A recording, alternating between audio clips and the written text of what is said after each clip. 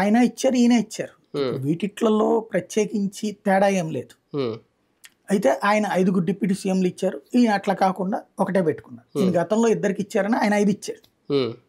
ఆ పోటీలోకి పోకుండా ఈయన సింపుల్ గా అంటే అలా చేయడం వల్ల కూడా ఆయన అసంతృప్తిని మూటగట్టుకున్నారు. అది మనం కళ్ళారా చూసాం.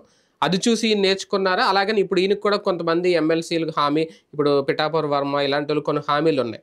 రేపొద్దున వాళ్ళు కూడా అసంతృప్తులుగా మారని గ్యారంటీ ఏంటి? అసంతృప్తి అనేటటువంటిది ఒక నిరంతర వ్యవస్థ.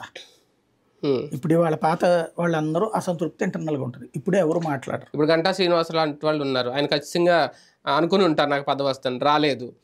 అంటే సైలెంట్ గా ఉండొచ్చు, ఏం చేయం, కానీ లోపలైతే ఉంటుంది కదా, ఏదో ఏదో బరస్ట్ అవుతారు. అసంతృప్తి అనేటటువంటిది ఇంటర్నల్ గా ఉంటది. అదే అంటున్నాను. కానీ మంత్రివర్గం రోజున ఎవరు మాట్లాడరు కదా, మాట్లాడరు. భవిష్యత్తులో ప్రభుత్వం నడిపే తీరు ఎప్పుడు తేడా వచ్చింది అనుకోండి, అదిగో అంటారు. అదే సక్సెస్ అయితే ఏం మాట్లాడరు, సైలెంట్. కాబట్టి ఇప్పుడు బాబుకి కావాల్సింది ఈ టీంతో సక్సెస్ చేసి చూపించడం.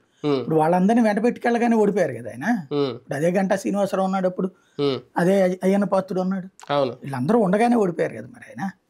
కాబట్టి వాటితో సంబంధం లేకుండా ముందుకు వెళ్ళడం అన్నటువంటి ఇక్కడ ఫార్ములా. టోటల్ గా ఆయన మార్క్ అయితే కనిపిస్తుంది. బాబు గారి మార్క్, లోకేష్ మార్కు, బాబు కూర్పు.